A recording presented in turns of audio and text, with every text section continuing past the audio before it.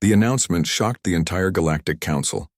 Queen Sora stood before the assembly and declared that the human Custodian would not be punished. Instead, he would be given authority to develop programs for disabled Valari children across the Empire. The Valari delegation looked stunned. Some appeared angry, but no one argued with Queen Sora. She was not the type of leader who accepted arguments. Day One's life changed overnight. He was given an apartment 3 times the size of his old quarters. He received a salary that made him dizzy when he saw the numbers. He was assigned a team of Valari scientists, teachers, and medical experts to work with him. The hardest part was that the work required him to travel to the Valari homeworld. It meant taking Hana and Tay with him, leaving behind the only home they had known with him. On the transport ship to the Valari homeworld, Day One sat with the children and tried to prepare them. He drew pictures showing new places, new people. He promised that he would be with them the whole time. Hana drew pictures in return, showing the 3 of them holding hands no matter where they were. Tay just held onto Day One's hand tightly and would not let go. The Valari homeworld was beautiful and terrifying. The cities were made of crystal structures that caught the light and created rainbows everywhere. The people moved with grace and purpose, and everyone stared at the human walking through their streets with 2 deaf Valari children. Day One was given a research facility on the outskirts of the capital city. It was a large building that had been used for military training before. Now it would become something entirely different. The first challenge was finding the children. Sora had ordered a census of all disabled Valari children in the Empire. The results were shocking. Over 15,000 children had been classified as deaf or communication disabled. Most were hidden away by their families. Many were in institutions that resembled prisons more than schools. Day One started small. He created a pilot program with 20 children. Their families brought them reluctantly, some with anger, some with shame. These parents had been told their children were hopeless. They did not believe a human could help. The first day was difficult. The children were frightened, unused to kindness. Many had never been taught any way to communicate. They had spent years in silence, isolated even from their own families. Day One set up his facility like a school, not an institution. Bright colors on the walls, comfortable furniture, windows with views of gardens. He created visual schedules so children would know what to expect each day. He installed vibration pads that could alert children to different activities through touch. He brought in the Valari scientists he had been assigned. Most of them were skeptical. They did not believe sign language would work for Valari children. They thought human methods were too simple. Day One proved them wrong. He worked with each child individually, learning how they perceived the world.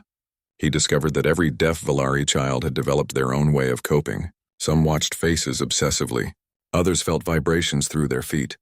Some had learned to read emotional colors in others' crystalline skin. He built on these natural abilities. He created a communication system that combined human sign language with Valari-specific gestures. He developed technology that translated spoken words into visual patterns and vibration sequences. He taught the children to read and write in both Valari and Galactic Standard languages. Within 3 months, all 20 children in the pilot program were communicating. Within 6 months, they were learning math, science, art, and history. Within a year, several were performing at levels equal to or better than hearing Valari children their age. The results were undeniable. The Valari scientists who had been skeptical became believers. They started developing new technologies based on Day One's concepts. They created better visual translation devices. They designed learning programs specifically for non-telepathic children. But success brought new problems.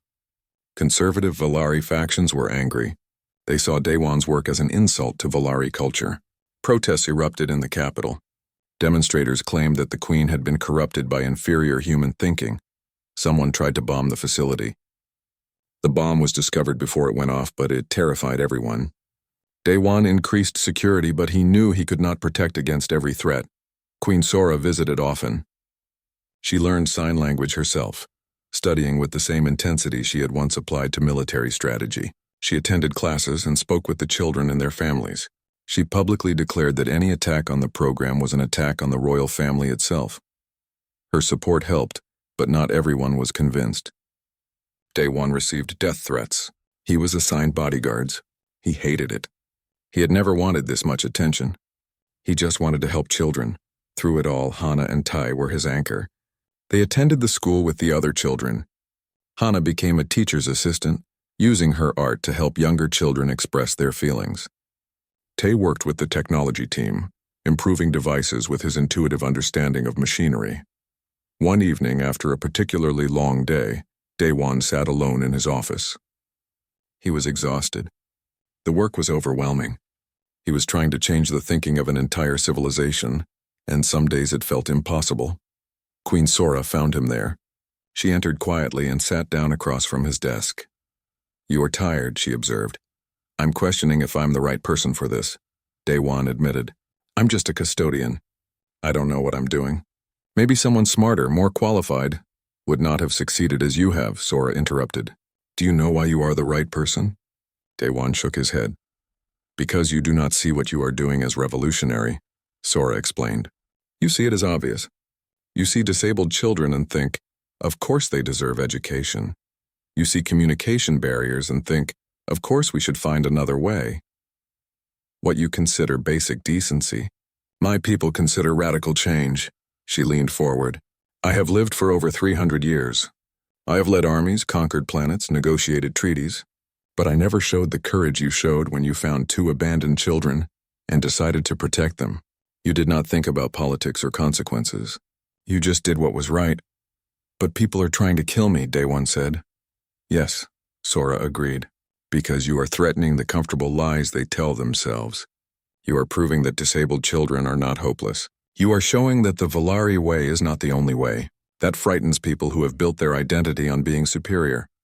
She stood and walked to the window.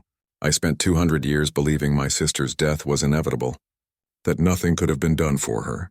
You have shown me that was a lie I told myself to ease my guilt. If someone like you had been there, she might have lived.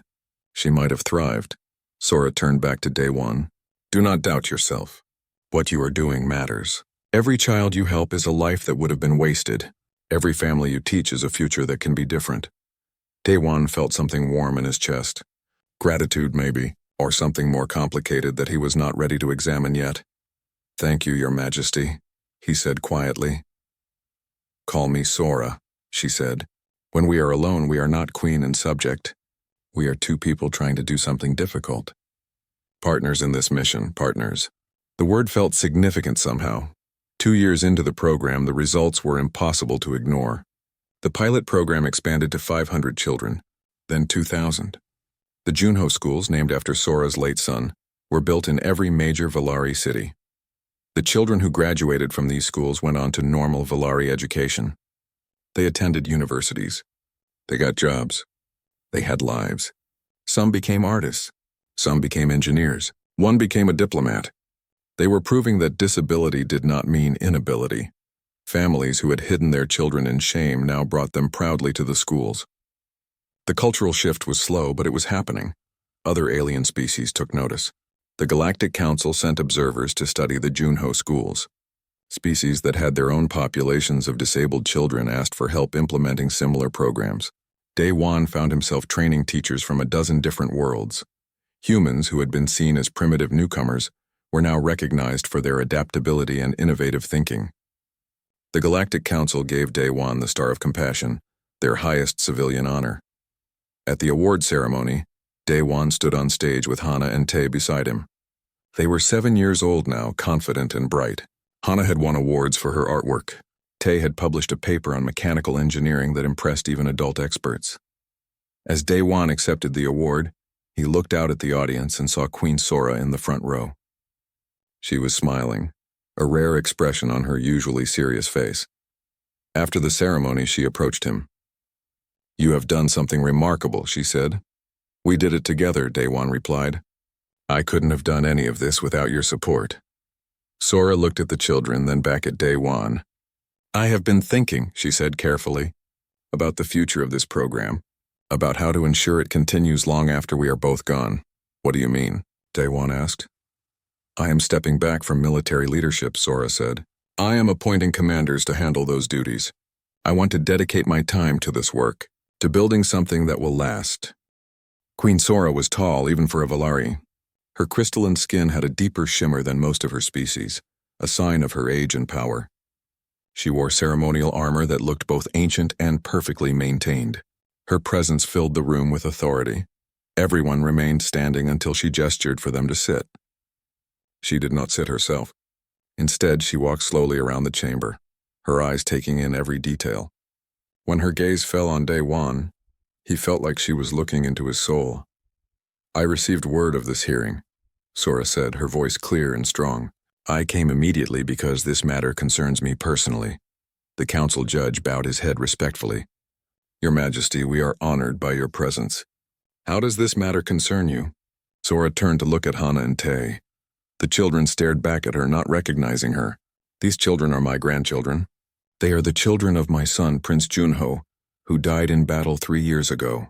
Their mother, overwhelmed by grief and shame at their disability, abandoned them here on this station." Shocked silence filled the chamber. Daewon felt his heart sink. If these were royal children, the situation was even more serious than he thought. Sora walked toward the children. She knelt down in front of them, bringing herself to their eye level. She spoke to them in Galactic Standard, then realized they could not hear her. She tried telepathic communication. Nothing happened. For perhaps the first time in her long life, Queen Sora could not communicate with members of her own species. She looked up at Daewon. "You, human, come here." Daewon approached carefully. "Your Majesty, you can speak with them?" "Yes, Your Majesty. I taught them sign language and visual communication." Sora stood. "Show me." Daewon knelt by the children. He signed to them, introducing the Queen. He tried to explain who she was, though the concept of grandmother was difficult when they had no context for family. Hana watched Sora carefully. Then she did something unexpected. She took out her drawing tablet and quickly sketched Sora's face. Under it, she drew a question mark. Sora looked at the drawing, then at Daewon. "What is she asking?" "She wants to know who you are to her," Daewon explained. "She's asking about relationship." Daewon drew a simple family tree on the tablet. He drew Junho and labeled him as their father. He drew Sora and labeled her as their father's mother. The children studied the drawing with serious faces. Tay pointed at the drawing of Junho, then touched his own chest. Then he made a gesture Daewon had taught him for sadness. He understood. Their father was dead. Sora watched this exchange with an expression Daewon could not read. "How long have you been teaching them?" she asked. 4 months, Your Majesty, since I found them." "And in 4 months you have taught them all this? Language, reading, emotion, concepts?" "They're very smart, Your Majesty." They learned quickly. Sora was quiet for a long moment. Then she spoke to the entire council. "I want everyone except the human and the children to leave this chamber. I will speak with them privately." The council judge looked uncertain. "Your Majesty, the hearing—" "Can wait," Sora said firmly. "I am the Queen of the Valari Empire. These are my grandchildren. I will speak with them now." No one argued. The chamber slowly emptied until only Sora, Daewon, Hana, and Tay remained. The guards stayed outside the doors. Sora sat down on one of the council benches. She suddenly looked very tired. "Sit, human. Tell me everything. From the beginning."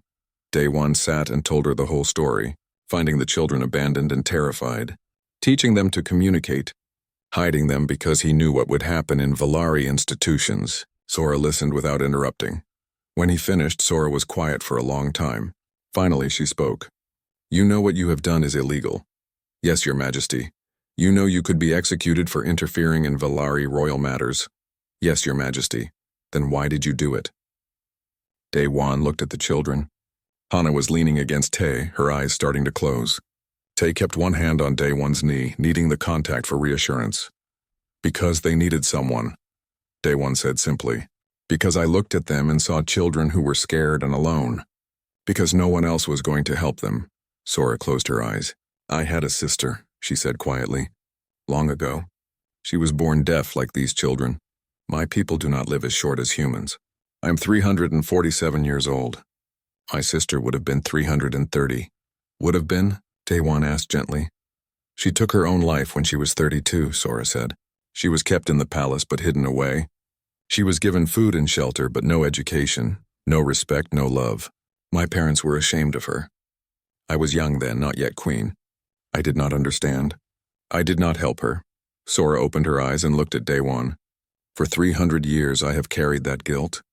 I became queen. I became strong. I conquered territories and led armies. But I never had the courage to do what you did. I never stood up for the weak when it was difficult. She stood and walked to where the children were sitting. She touched Hana's hair gently. The girl looked up at her. They are thriving, Sora said. I can see it. They are healthy and confident. When they look at you, they feel safe. She paused. When they look at me, they see a stranger. Your Majesty, I never meant to take them from their family, Daewon said. If I had known they had family who cared, but we didn't care, did we? Sora interrupted. Their mother abandoned them. I did not even know they existed until 2 days ago, when my intelligence officers informed me of this hearing. My own grandchildren, and I knew nothing about them. She turned to face Daewon fully. You are a custodian, a simple worker. You have no wealth, no power, no status, yet you did what an entire empire could not. You saw value in children that my people considered worthless. They were never worthless, Daewon said firmly. No, Sora agreed. They were not. But my people are blind to that. She made a decision. Daewon could see it in her eyes. I am not going to take them from you. Daewon's breath caught. Your Majesty, I am going to make you an offer, human. A proposal that will seem strange, perhaps even insulting. But I am serious. She sat down again, facing him. I want you to teach my empire what you have taught these children. I want you to show the Volari how to communicate with and educate our disabled children. I want you to revolutionize our entire approach to disability. Daewon stared at her. Your Majesty, I'm not qualified. I'm just a human who succeeded where my entire species has failed. Sora finished. Do not underestimate what you have accomplished. In 4 months, you have given these children more than they would have received in a lifetime in our care. She leaned forward. There are thousands of Volari children like Hana and Tay. They are hidden away, neglected, abused. They could be artists, engineers, thinkers, leaders. But they are wasted because we do not know how to reach them. You do. I don't know if I can do this, Daewon admitted. Teaching 2 children is one thing. Changing an entire empire? You will not be alone, Sora said. You will have resources, support, scientists, teachers. You will have my authority behind you, and you will have these children as proof that your methods work. She looked at Hana and Tay again. I am their grandmother. By all rights, I should take them to the royal palace and raise them in luxury, but that would be selfish. They love you. They trust you. Taking them from you would hurt them deeply. Sora's voice became softer. My sister died because she had no one who truly cared for her. I will not let that happen to my grandchildren. They will stay with you, but in return you will help me save the other children like them. Daewon felt overwhelmed. This was more than he had ever imagined. But he looked at the children and knew he could not say no. Not if it meant helping others like them. I'll do it, he said. I'll try my best, Queen Sora nodded. Then let us return to the council and make this official. You will be appointed as special consultant to the Volari Empire. The charges against you will be dropped, and we will begin the work of changing everything. Daewon barely slept that night. He held both children close, trying to memorize the feeling of them in his arms. Hana sensed his distress and drew him a picture of the 3 of them holding hands under a happy sun. It made him want to cry. The next morning, the knock came at exactly 0900 hours. Daewon opened the door to find Myung, the station administrator, along with 2 security officers and a woman in a child services uniform. Mr. Daewon, Myung said formally, we need to conduct a welfare inspection of your quarters. There have been reports there was no point in hiding anymore. Daewon stepped aside and let them in. They found Hana and Tay immediately. The children were sitting at the small table eating breakfast. When strangers entered, they did exactly what Daewon had taught them. They stayed quiet and still. The child services officer, a Zenthi woman named Kira, gasped. Those are Volari children. What are they doing here? I'm taking care of them, Daewon said simply. The questions came fast. How long had they been here? Where did they come from? Did Daewon have authorization? Whose children were they? Daewon told them everything. How he found the children abandoned. How they were deaf and could not use telepathy. How he had been caring for them for 4 months because he knew what would happen if he reported them. Myung's face was serious. You understand this is illegal? You've concealed abandoned children. This could create a diplomatic incident between humans and the Volari Empire. I know. Daewon said. But look at them. Really look. Hana and Tae sat at the table holding hands. They were clean and healthy. Their eyes were bright. They looked like happy children, not the terrified creatures Daewon had found in the dark. Kira approached the children slowly. She tried to speak to them in Galactic Standard. No response. She tried telepathic contact, which was standard for Valari. Nothing. They're deaf, Daewon explained, and somehow they can't use telepathy. In Valari culture, that's considered shameful. They were abandoned because of it. Kira's expression softened slightly. Even so, they need to be returned to Valari authorities. There are proper channels, institutions designed for special needs children. Those institutions are terrible, Daewon argued. I've read the reports. Valari don't believe in accommodation. They believe in forcing children to overcome weakness. These kids would be miserable there. That's not your decision to make, Myung said.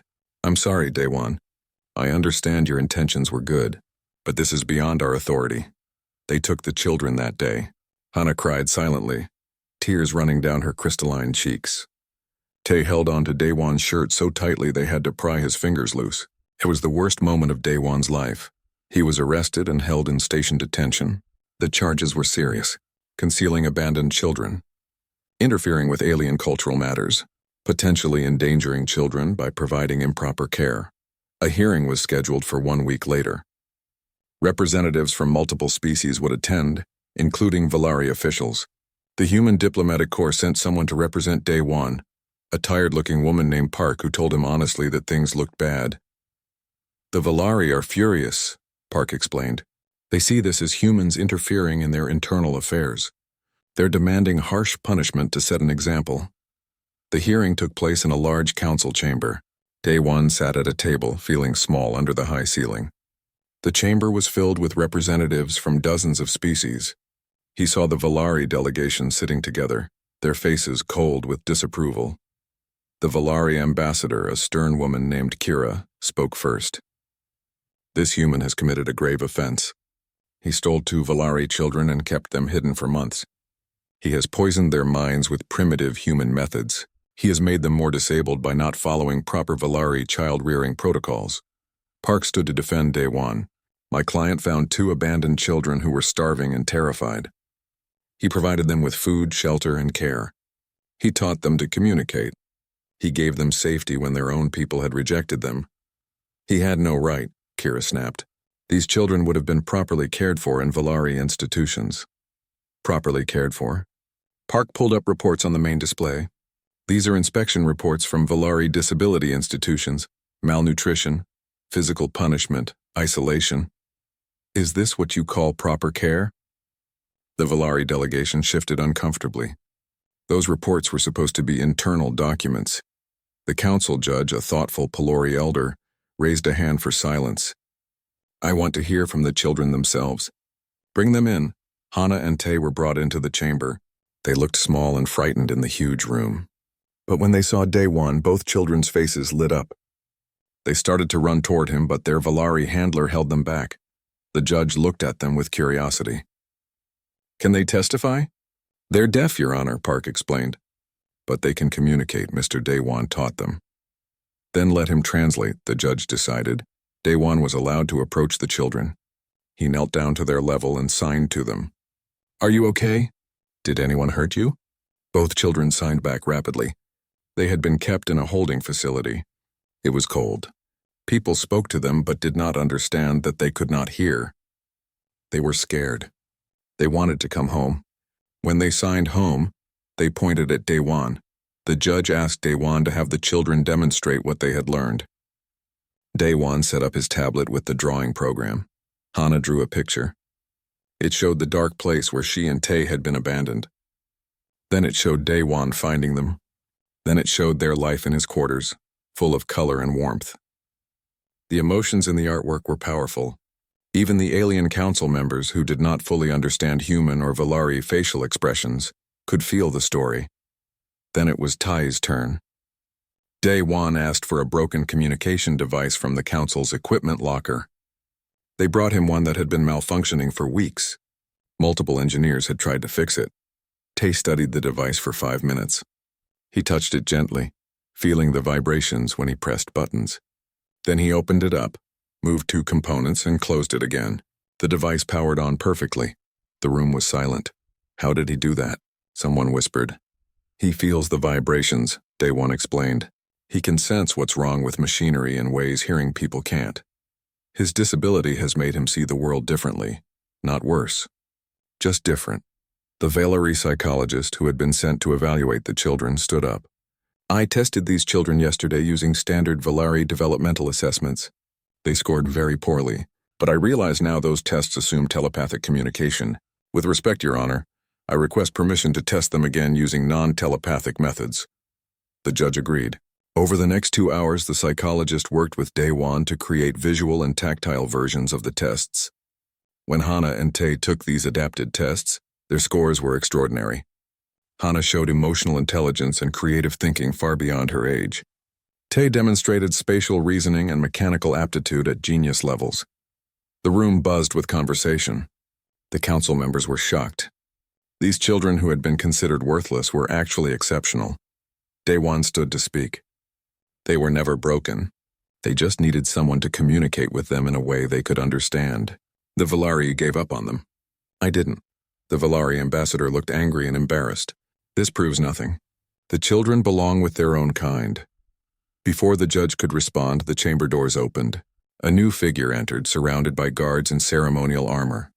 Everyone in the room immediately stood and bowed. Queen Sora had arrived. The first morning was chaos.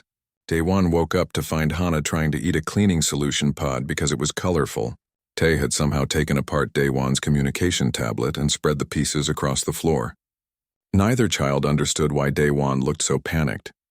He realized quickly that he knew nothing about raising Valari children. He did not even know what they could safely eat. That first day, he called in sick to work and spent hours searching the station database for information on Valari biology and child development. Valari were silicon-based life forms, different from carbon-based humans. They needed minerals in their diet that humans did not. Their body temperature ran cooler. They could see slightly into the ultraviolet spectrum. None of this information mentioned deaf Valari children specifically because, as Day One discovered, most Valari pretended such children did not exist. He started with food. The station had a Valari restaurant on the market level. Day One went there during his lunch break and bought takeout containers of various dishes. He told the server he was doing a favor for a Valari co-worker. Back in his quarters, he let Hana and Tay smell each dish and choose what they wanted. They picked a mineral soup and some kind of crystallized vegetable. They ate eagerly. Communication was harder. Day One's basic sign language was meant for humans. Hana and Tay had no context for human concepts. How do you explain refrigerator or bathroom to children who had never learned any structured language? He started simple. He would point to objects and make consistent gestures. Chair, table, water, food, sleep. Over and over, with patience, he repeated these signs. The children were smart. They caught on quickly. Within 3 days, they had 20 words. Within a week, 50. But Day One realized gestures were not enough. The children needed to understand rules and safety. He needed to explain abstract concepts like danger and hide and quiet. He found a solution in his old tablet. He loaded a drawing program and started creating simple pictures. A stick figure of himself. Stick figures of Hana and Tay. He drew his quarters and showed them that this was their safe space. He drew security guards and showed the children hiding. The message was clear. If someone else comes, you hide. Hana loved the drawing program. She spent hours creating pictures. At first, they were just simple shapes and colors. But soon Day One noticed something interesting. Her pictures had emotion in them.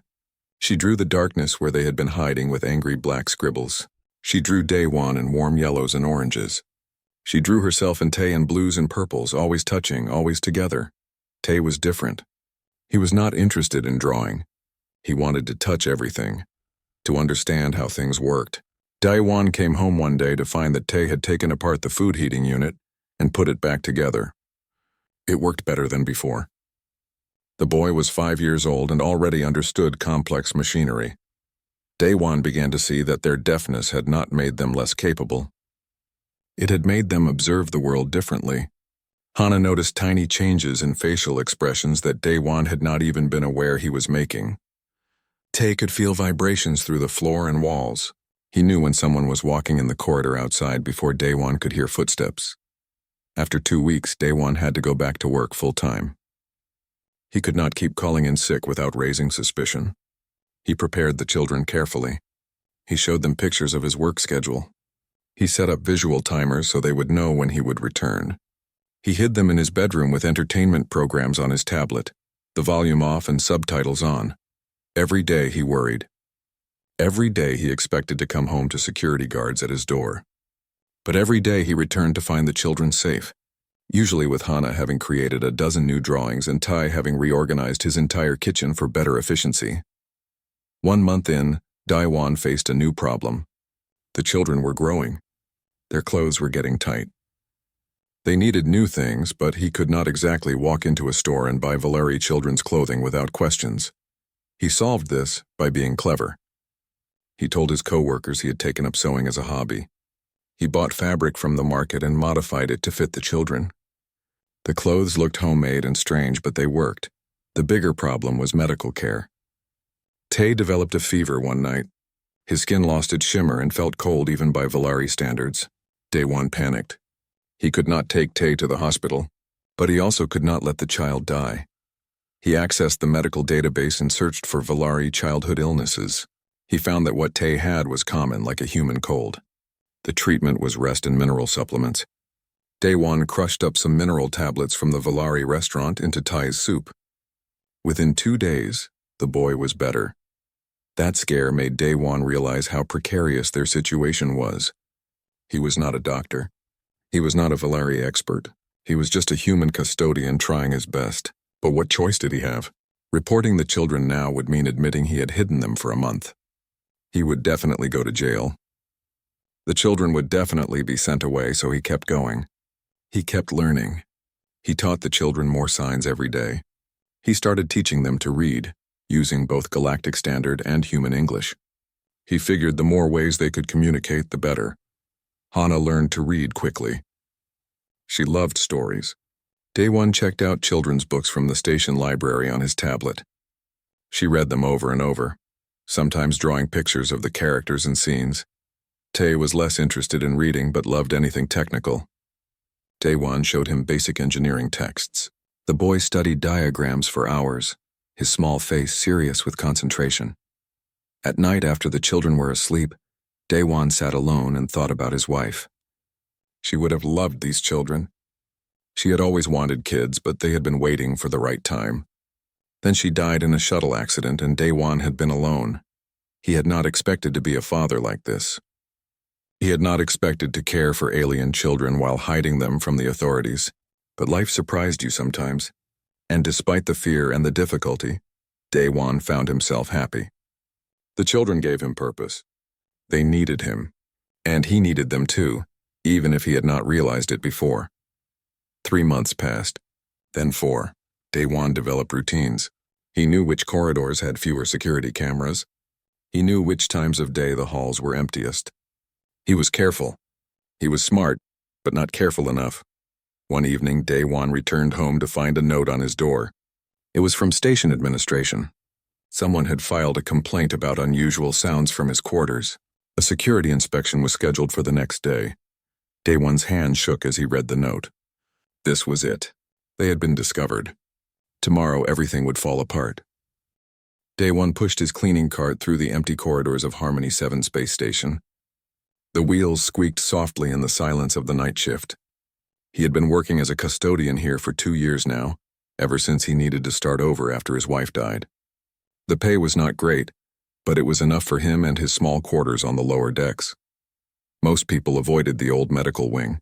It had been closed for 5 years after they built the new hospital section on the upper levels, but dust still gathered, and station regulations said someone had to clean it once a month. That someone was always Daewon. He did not mind. The quiet gave him time to think. He was wiping down an old equipment cabinet when he heard it. A small sound like a whimper. Daewon stopped moving and listened. There it was again. It came from behind a stack of old medical pods in the corner. Daewon walked slowly toward the sound. He had learned to be careful on this station. There were dozens of alien species here, and not all of them were friendly to humans. Humans were still new to the Galactic Council. Many aliens saw them as primitive newcomers who did not belong. He moved the first pod aside. Behind it, pressed against the wall, were two small children. Their skin had a faint crystalline shimmer that caught the dim light. Valari children. Day One recognized the species immediately. The Valari were one of the most powerful warrior races in the galaxy. They were proud, strong, and known for their telepathic abilities. But these children looked nothing like warriors. They were tiny, probably 5 years old by human standards. Their clothes were torn and dirty. Their faces were thin from hunger. When they saw Day One, they pressed closer together, their eyes wide with fear. Day One knelt down slowly, making himself smaller and less threatening. He held up his hands to show he meant no harm. "Hey there," he said softly. "It's okay. I won't hurt you." The children stared at him but did not respond. The girl child tilted her head, watching his mouth move. The boy child looked around nervously as if expecting danger from somewhere else. Day One tried again. "Are you lost? Where are your parents?" Still nothing. No response at all. That was strange. Even young Valari children should understand basic galactic standard language. And if they did not understand his words, they should be reading his thoughts. That was how Valari communicated primarily, through telepathy. Then Day One noticed something. When he spoke, the children did not react to his voice. But when he moved his hand, both of them tracked the movement instantly. When he shifted his weight and his boots made a small sound on the floor, neither child looked down. Understanding hit him like a cold wave. These children were deaf. They could not hear him, and somehow they could not use telepathy either. In Valari culture, that was considered a terrible disability. Day One had read about it in the station database. Valari society was built around telepathic communication. Children who could not participate in the telepathic network were seen as broken, shameful. Some families hid such children away. Others abandoned them. These two had been abandoned. Day One sat down on the floor, crossing his legs. He thought back to his old job on Earth before he came to space. He had worked in a school cafeteria. One of his co-workers had been deaf. She had taught him some basic sign language during their lunch breaks. He had not used it in years, but maybe he could remember enough. He raised his hands and made the sign for hello. Then he pointed to himself and fingerspelled his name slowly. Daewon. The girl's eyes lit up. She made a sound, not quite a word, but an excited noise. She raised her own small hands and tried to copy his movements. Her brother watched, then did the same. Day One felt something tight in his chest loosen. They understood. They were responding to visual communication. He pointed to the girl and raised his eyebrows in question. She made a sound that approximated Hana. He pointed to the boy. Tay, came the response. Hana and Tay. The names were close enough to human names that Day One decided to use them. For the next hour, Day One sat with the children. He gave them the nutrition bars from his lunch pack. They ate so quickly he knew they had not eaten in days. He gave them water from his bottle. They drank it all. While they ate, Day One thought about what to do. The right thing would be to report them to station security. They would contact Valari authorities. The children would be sent back to their homeworld, probably to some kind of institution. But Day One had seen the fear in their eyes. He had read reports about those institutions. They were not kind places. Valari believed that disabled children needed harsh discipline to overcome their weakness. Many children in those places suffered from neglect and abuse. He looked at Hana and Tay. The girl was leaning against her brother now, her eyes starting to close. The boy kept watch, protective even in his exhaustion. They were just babies. They deserved better than that. Day One made a decision that he knew was probably stupid. He was going to keep them hidden, just for a little while, just until he could figure out a better solution. He took off his custodian jacket and wrapped it around both children. Then he tucked them into the bottom compartment of his cleaning cart, the one he used for dirty linens. He piled clean towels on top to hide them. "Stay quiet," he signed, hoping they would understand the gesture. "Safe, I promise." Hana looked up at him with those large crystalline eyes. Then she reached out and touched his hand. It was a simple gesture, but Day One felt the trust in it. He pushed the cart back through the empty corridors, his heart pounding. He passed 2 security guards and a night shift engineer. None of them looked twice at the custodian with his cleaning cart. Why would they? When he reached his quarters, Day One quickly brought the children inside. His home was small, just 2 rooms. A bedroom and a living space with a tiny kitchen, but it was clean and warm.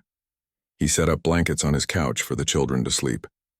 They curled up together immediately, exhausted. Within minutes, both were asleep. Day One sat in his chair and watched them. What had he just done? He had hidden 2 alien children in his quarters. If he was caught, he would be arrested. Humans were already on thin ice with the Galactic Council.